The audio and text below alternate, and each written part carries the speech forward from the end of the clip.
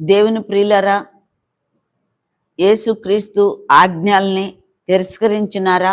మాటలతో, క్రియలతో, చూపుతో అర్థం కానప్పుడు, ఇదిగో మీకు తెలియనప్పుడు ఒకవేళ తిరస్కరించిన మహోన్నతుని తీర్మానానికి మీరు వ్యతిరేకంగా జీవించిన, ఎప్పుడైతే మీ మనసులో పశ్చాత్తాపం వస్తుందో, ప్రభా నన్ను క్షమించు, నాకు తెలియక నేను అన్నాను అని మీరు ఒప్పుకున్న వెంటనే క్షమించే దేవుడు, మిమ్మల్ని విమోచించే దేవుడు మీ హృదయంలోనికి వస్తున్నాడు, మీ ఇంట్లోనికి వస్తున్నాడు.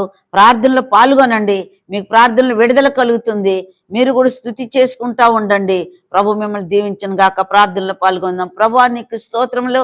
నా ప్రభా, ఇదిగో ప్రభా, యుద్ధములు ఓడిపోయిన వారు కావచ్చు, జీవితములు ఓడిపోయిన వారు కావచ్చు, సమాధానం లేని వారు కావచ్చు, ప్రభా ఆస్తులు లేని వారు కావచ్చు, ఉద్యోగాలు లేని వారు కావచ్చు, అనారోగ్యంతో ప్రభా బాధపడుతున్న వారు కావచ్చు, మరి ప్రభా క్యాన్సర్తో బాధపడుతున్న వారు, షుగర్ బీపీలతో బాధపడుతున్న వారు, కుటుంబంలో సమాధానం లేకుండా బాధపడుతున్న వారు, ప్రభా వాళ్ళని విసిగిస్తున్న వారు, ప్రభా అనేకులు ఉండి ఉండవచ్చు.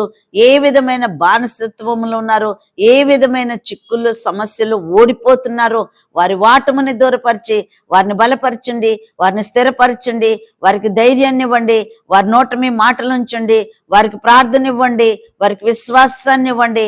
ప్రభా వాళ్ళ కట్లు తెంపండి, ఎత్తుడు కట్లు తెంపండి, ఇనప గడియలు విరగొట్టండి, వాళ్ళకు విమోచన విడుదల చేయండి, వారి సమాధానం ఇవ్వమని ప్రార్థిస్తూ, నీ బిడ్డలకు ప్రభా నేను అడిగిన అన్ని దయచేశారని నేను నమ్ముతూ, ప్రభా మీరు ఇచ్చినందుకు మీ కృతజ్ఞతలు చెల్లించుకుంటూ యేసుక్రీస్తు నామములో ప్రార్థించి స్తుతించి వేడుకుంటున్నాను తండ్రి.